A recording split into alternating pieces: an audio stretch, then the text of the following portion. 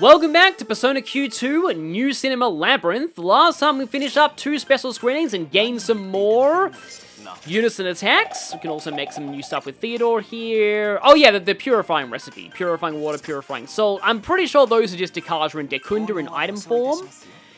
Which in some other SMT games are incredibly valuable because, like, they're probably better than using up a slot on those skills. I want to say Metaphor is pretty generous with, like, Dekaja Dekunda items. But don't worry, Alan, I'm about to address that.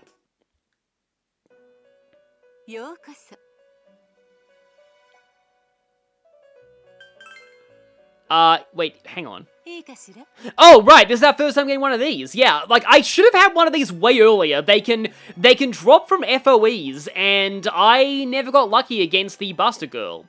These ones, yeah, let you pass skills to main personas. For example, you can use these to pass down Double Link to Femsi via Yukijoryo if you want to do that.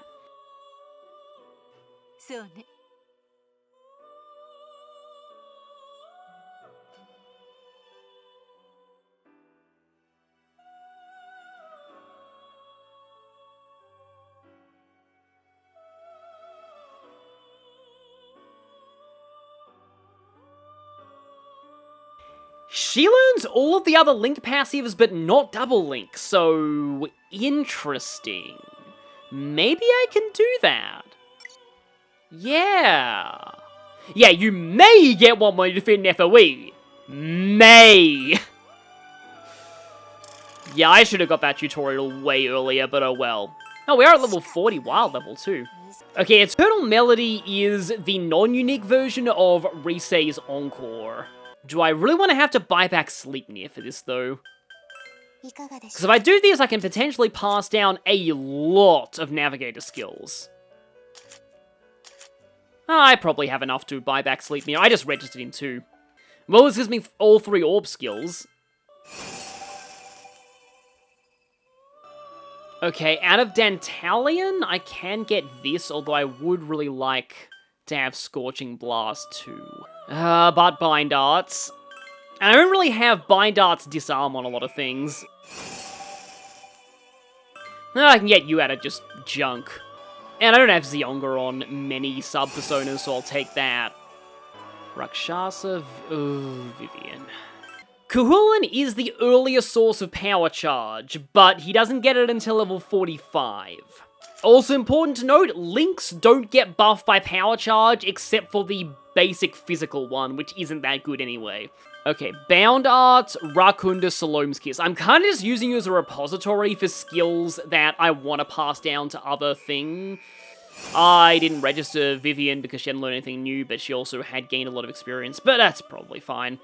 I don't exactly care about Anubis, so I'm going to go for this sacrifice. I'm not going to pass on Maega. Because, yeah, I've also got Elec boost here. But yeah, the moment that I get Triple Link, I'm probably going to have to dump Psystrike Link, just to make you go all in on linking. But with Elec boost, that's going to do a lot. And then I don't particularly mind sacrificing Dominion either. Although, you know what? Now's actually the best possible time to go my literal one-trick pony thing here. Because the boss fight that I'm about to do is weak to electricity, and best your Raw Shura Tensei double triple link Elec boost Electrike Link. That sounds fun! Especially on a certain robot. Yeah, you know, now I'm actually really wishing that I had that feature from Raidou Remastered that lets you register, like, multiple copies of the same demon to the compendium. Because then I could register this full-on Sleipnir and keep the skill card Sleipnir as well. Okay, here we go, Yukijoryo. Before I leave the Velvet Room, Yukijoryo, I sacrifice you into Femsi Orpheus. Now, if I do the... Oh, actually, I'm not really using Tarunda very much. So yeah, I have Wildcard. Let's pass down Double Link to Femsi. It will level her up too, but that's not actually what I want. I just want this Double Link. The one Link passive that Femsi does not learn naturally. Granted, I do have it as a passive on all my Link sub-personas, but I suppose this will free up slots on them later. No. That's not a bad person to be motivated right now. I will need Yosuke if I'm going to be doing this setup. We'll be dealing with Bless, Curse, and Wind weaknesses here too. And now let's move. We need to get to, basically, the point where we left off last time. Last time we were here, not last episode, because that was special screenings. But I do have a treasure map that I can pick up while I'm here. Mystic Endurance. Okay, yeah, that's another one of those myths that nullify, that resist certain elements recipes. Thank you, free player advantage, because that means I get a free retreat.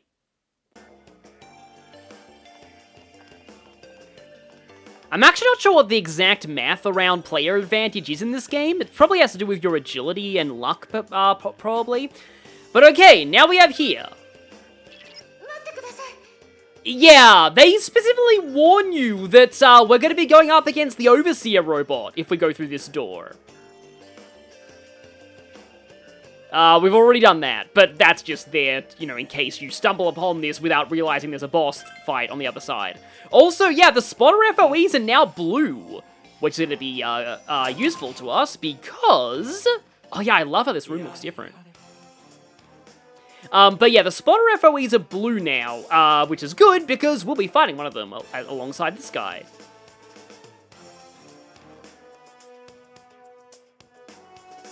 Just like Kamoshida, man, they're determined to keep their beautiful society in order.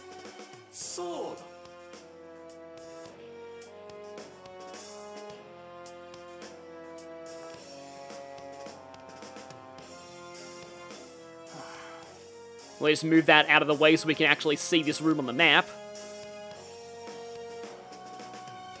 Yeah, so this is actually one thing that I wanted to talk about, is that UIY 2249, the letters and the numbers are one after the letters and numbers in the title of a science fiction film that was George Lucas's directorial debut before he made Star Wars. This is pointed out to me in the comments, and that is most likely what UIY's number is in reference to.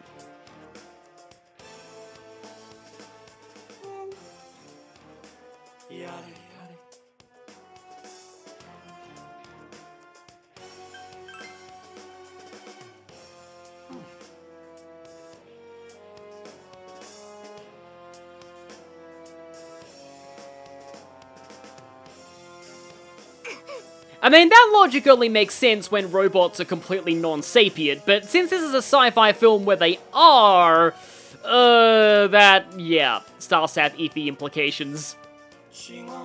I recently watched a friend stream the ending of Mass Effect 3, and, oh boy, does this guy remind me of the Elusive Man right now.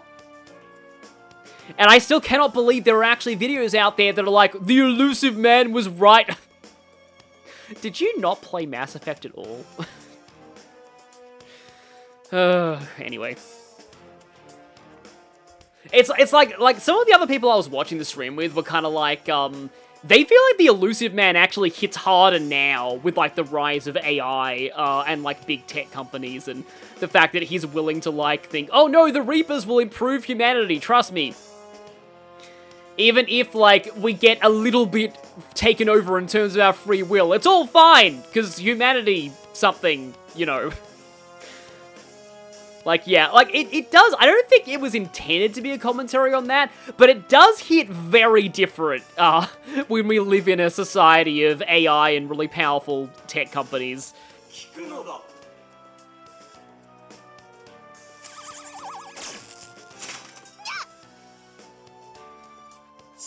Well, just like the real one, he has a magic remote that can disable Igus.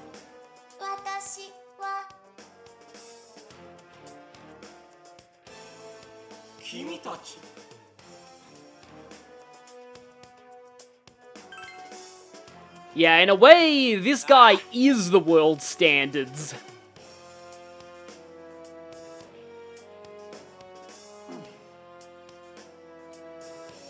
I still can't believe that I didn't realize earlier, but, like, yeah, AI gets his law, while Genetic Land is chaos.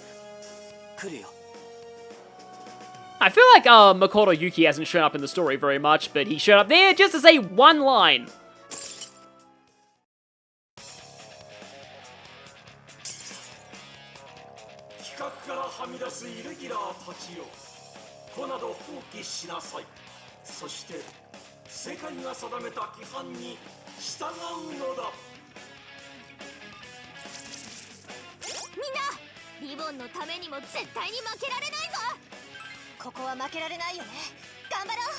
So, I'm going to be setting up a bunch of buffs here first. I think this fight is awesome, just for... I probably should do the Shura Tensei last. Let's go for the Bestial Roar first. This fight is awesome to me for a number of reasons. Chief among them being that we actually get like a proper fight with Ikutsuki. We never got that in Persona 3 itself, not even in Reload, which was annoying because I kind of wish Reload had done that. So firstly, I'm going to be using Kulimpa here because it turns out that they do have some physical attacks, but I'm gonna actually hold off on using like wind because this guy does have screens for all of the weaknesses in this fight. So I want to avoid him setting up any elect screens before I start going to town on him with my Link build. So yeah, I think you're gonna just guard for the moment. The other reason this fight is awesome is we're getting a fight with, like, the main antagonist of the movie before the end, and that's a great way to, like, make the antagonist more memorable. Okay, yeah, I had better get the Pulimpa in fast, because we've got a lot of electric weaknesses in this party. Yu has... and he can attack twice per turn as well. Yu has Kuhulan, who has Resist Wind as a passive, but Aigis and Yukari aren't so lucky. Oh, if you think your power is Zenkai now, it's going to be even more Zenkai in a moment. That is extremely cringe. But okay, so I have all power, I have Bestial Roar, I am running up against the 3 buff limit, but I think I still can go for... Okay, yeah, this is going to be so funny if it works, but yeah, I'm just going to, for the moment, binds do work as well. Okay, yeah, he does have Kunai backup. So I think I'm going to try and go for the Kissu. Guilty Kiss. Let's not Tarukaja, because, again, 3 buff limit. I'll get a Rakunda on the second one. And I am going to save my Rebel Vanguard. I feel like Line Heal is not going to cut it at this point. Oh, I actually could use... Wait, no. Hang on. Oh, I didn't even buy any electric resist items. But I could have used that. I don't know if that takes up a buff slot, though. It might take up a buff slot, so let's not do that. Instead, I'll just have Joker popcorn himself and Yukari continue to heal. So yeah, that's step 2. I need to get one more turn in for the Orgia mode. Which some say the Greek origin of that is more like a wild dance rather than I'll just say it, an orgy, but that's kind of how the modern meanings come up. Okay, that's 2 binds on. Not bad. Are you... No, you're not actually fully healed. Nice, okay. Get the second Rakunda in. I feel like the first one's going to wear off very soon. Oh no, I'll be doing that later. Firstly, I guess, activate Orgia mode now. Okay, so what we got? Okay, we still have enough turns on those. Oh, right! Shura Tensei is not a buff slot. Gotta remember that. And then you still have 2 turns left on your Rakunda. But I'll put more on that just because if that's not a buff slot, I can Tarukaja you. And then Joker's going to... I think if I Rebel Vanguard now, it is going to last until when she actually starts doing the attacks. And you're just going to guard again. Okay, is that going to Shura Tensei whack yourself? It does, okay. Probably should have gone for the heal with Yukari. I was like, oh, she's faster than Aigis, but no, Aigis is Bestial Roared. As long as Aigis survives this turn, though, we're good. And, oh boy, will we be good. Although it would be really sad if, like, his confusion wore off and I missed with Aigis. Nope, okay!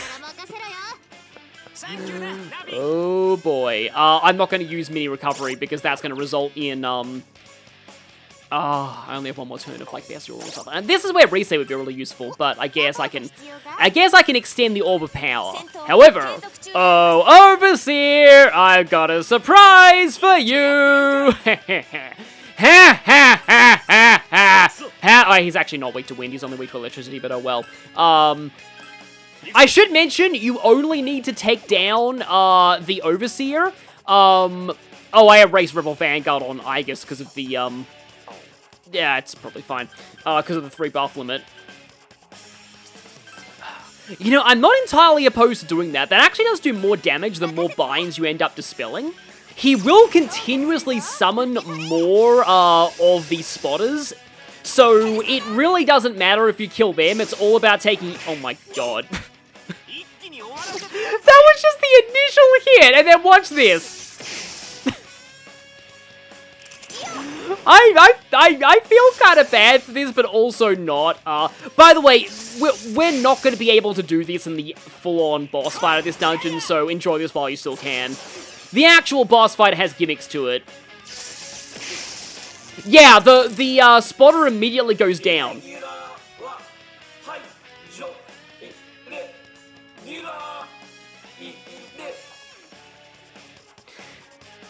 So yeah, Aegis kind of burned herself out from that, but, it was a worthy sacrifice. I love when robots break down like that. I am a tool of the Lord. Destroy me is blasphemy.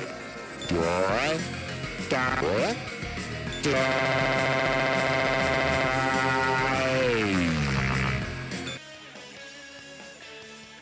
So, it took a lot of setup, but, and Aegis missed the experience from that in the end, but, you know, that was fun. I know a lot of people don't like it when you, like, go full, like, game breaker setups like that, but, like, it's fun to show them at least once, and if anybody deserves that, it's that guy. I have been waiting to do that on this channel to Ikutsuki for a long, long time, since at least 2016. So, forgive me for indulging in myself a little bit there. Oh no, did she mind link to Aegis when she Shura Tensei'd?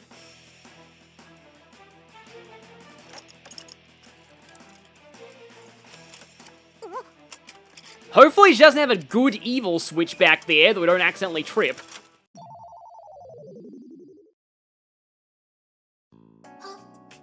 Okay, well, she appears to be back.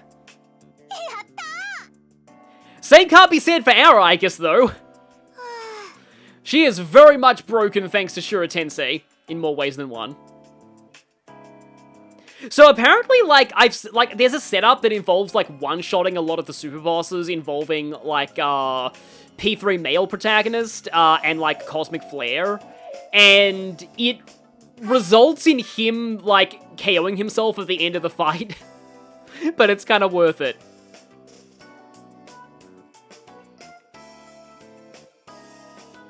Holy, I just realized that on this floor there's actually another one of those spotter FOEs I have to take out, so I could do that whole thing again if I wanted to!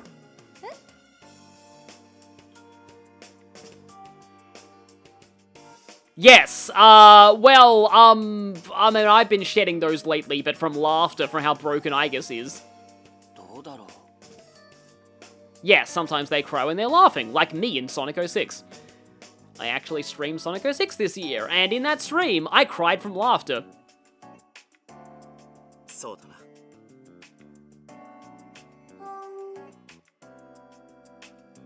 Yeah, crying's a complicated thing. It always reminds me of purring in cats. Like, that can mean a lot of different things.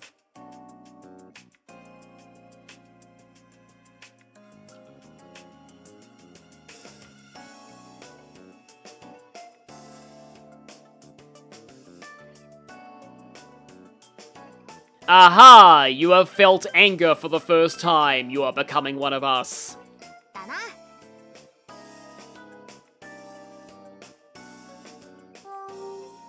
Ah, yes, people who rule certain places denying the existence of certain groups of people. Yeah, that's totally not relevant in the modern day at all.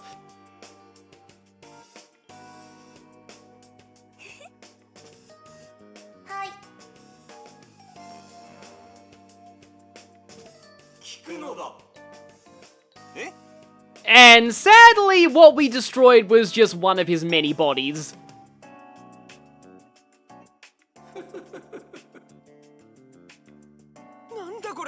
That pun was forced even for him. Yes, he is almost certainly mass-produced. This just reminds me of how much I like the mother computer in Ratchet and Clank, how it's basically treated as Clank's mother. It's funny, like, in terms of Clank's parent, his father is the guy voiced by, Charles Martinet, who, like, basically made the, like, blueprints for his design, and then, like, put them into that mother computer, who was then, like, Clank's mother.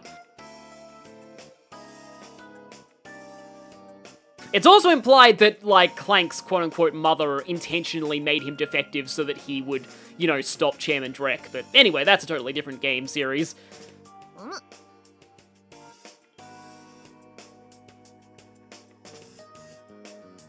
Yep, we have to shut down the central server of this place. Let's put an end to this, and we only have, like, less than 15% of this floor to go. I was about to say literally the bare minimum definition of less than 15% because it's 14%, but that's not actually true because the bare minimum definition of less than 15% would be 14.99999999999999999999999 infinity.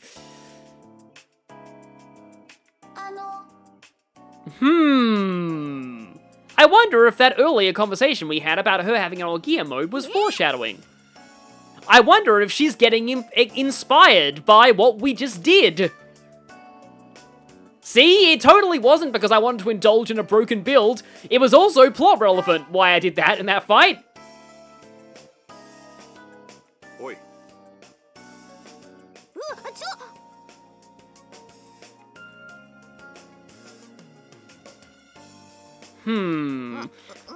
Futaba seems to be deflecting here, which would imply the procedure that Ribbon wants to undergo is dangerous and Futaba doesn't want to worry everyone. Interesting. So this explains why, even if you do manage to beat that FOE that's blocking the final teleporter, you can't actually use the final teleporter without using this keycard, so you're forced to this fight regardless. However, I need to get the real... Well, I need to get our Igus back. Please tell me that I have a... I don't want to use up my Balm of Life. Oh, wait, no, Yukari has a revive spell. That's good. Yeah, she has Recalm. And it's a full revive because she's Yukari, and her healing is ridiculous. Well, it's thanks to a passive skill that anyone can get by sub-personas, but I want to say that it's Yukari because, you know, she's a good healer. So yeah, we've got this full room mapped out.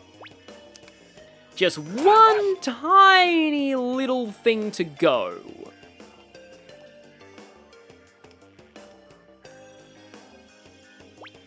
Pink looks to have been the last teleporter, so this one shall be red. And yes, this sends us all the way up here, which is the last stretch of the floor that we need. Just a little further. And let's activate this shortcut pronto. I mean, we no longer have to go through that room to get here. But hopefully we only need to be in this room once, because hello there. Wow, I guess was actually whispering. That's adorable. Oh, I'm sorry, it's not just going to be Wind that we're using here. Okay, so this time I have Bestial Roar, Shura Tensei, and Rebel Vanguard. No Tarukaja, though. And with this, I am not going to go for Orgia mode. I am just going to use this setup. And now I'm going to see how much that does. So, like, in theory, this should be about half as much. So the Link Strikes do 584. Yeah, that is about half, yeah. So, like, Orgia mode, so, yeah, Shura Tensei is triple, Orgia mode is double.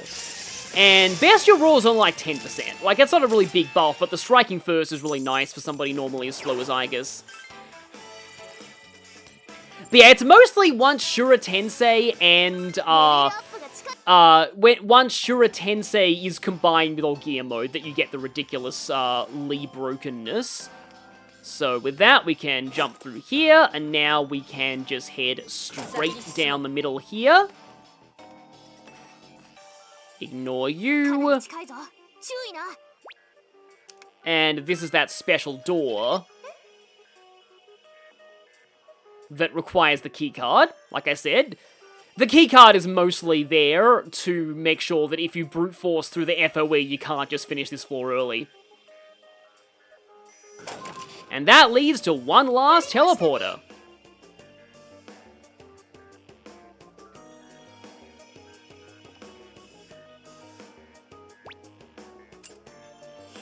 Which shall be colored orange. And from here we can grab this treasure map. Really? The one at the very end is just a blank card? I guess that's kind of to be expected at this point. Final shortcut unlocked. Just a few more steps, and then we are officially in a cutscene. With ominous music. 見てください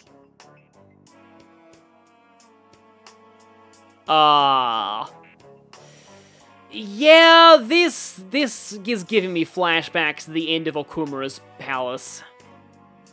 いえ Somehow, their remains are still left here, because, of course, this futuristic dystopia doesn't even care about recycling.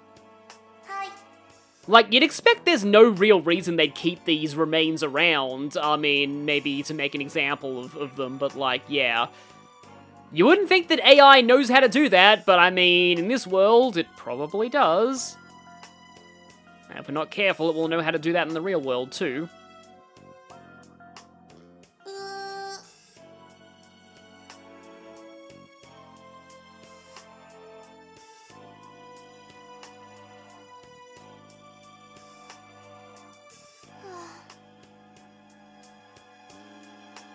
You know what? Okay, I actually just finally just realized I can mention this.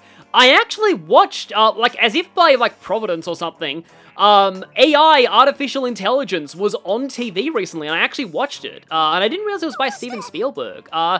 So that's presumably the movie that this Labyrinth takes its title from. I think the actual plot of the Labyrinth, though, is a little bit not quite based on that sort of thing. It kind of takes it more from, like, the Will Smith iRobot than anything else. But AI artificial intelligence is, it's a weird movie. Like, it's a borderline, it reminds me a little bit of Moulin Rouge, in that it's like a well-known classic, but it is a fever dream. Like, wow. Like, among other things, the movie involves, a sex worker robot played by Jude Law, who is literally named Gigolo Joe, and he's like a major character who's actually a pretty cool character. But he also speaks in a lot of very weird metaphors throughout most of the movie. It involves defective robots being pulled off the streets and taken to a carnival where where acid is dropped on them, where you see their faces horrifyingly melt off in front of cheering audiences who hate robots so much that they are willing to watch sapient ones horrifically murdered for their entertainment. And also the ringmaster of that circus is played by the same guy who's Mad-Eye Moody in the Harry Potter films, so that's kind of surreal. And also, the protagonist, robot child, is played by Haley Joel Osment, to me, better known as Sora in Kingdom Hearts, but, like, you know, most people know him from, like, The Sixth Sense and that movie and stuff, but, like, I know him as Sora in Kingdom Hearts, so it's, you can't actually tell that it's Sora, but that must be because he played Sora a little bit, when he was a little bit older. He's really good, but, like, his whole arc is bizarre, too. Like, it's, like, more of, like, a quest. A lot of people call that movie, like, Pinocchio with robots, but, like, it's weirder than Pinocchio. It's much weirder, especially the ending, which was controversial at the time, but, like, now, now people realize that was actually what because apparently it was a collab between Steven Spielberg and Stanley Kubrick, and Stanley Kubrick passed away. So a lot of what actually made it into the film was Stanley Kubrick's vision. So like, it's worth watching, but like it's kind of not my kind of film in a way, because like let's just say it's one of those movies where the ending is not exactly, it's cathartic for the protagonist, but I wouldn't say it's happy. And it's also not happy for anybody else. And I do mean literally anybody else in the entire world. So, yeah, you better be in the mood for that kind of thing if you're, gonna watch that. Again, I would recommend watching it, but it's good, but it is not really my kind of movie. Anyway, back to this game as well. Yeah, Teddy can relate here, because in a way, he's another similar kind of being that gained its own individuality. Though in Teddy's case, it's even more bizarre.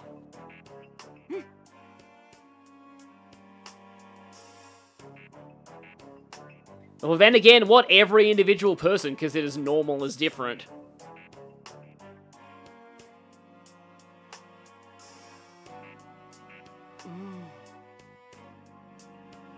I mean, it depends on, like, your what you're defining as rules, because, like, you know, certain rules, like, for example, you know, don't sunbake in, like, for hours in scorching hot sun while wearing oil, because if you do that, you'll get cancer. Like, you know, there are some rules you probably still want to follow. That's an actual thing people did in my parents' time, by the way, or my grandparents' time. Like, people would not wear, so they would wear actual oil to basically, like, fry their skin to get tans, and, that's an easy way to get skin cancer. Don't do that.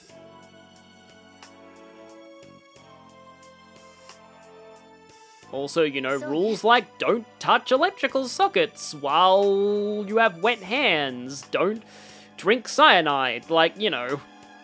Some rules exist for a reason. It's all a matter of, you know, case-by-case basis, I suppose. So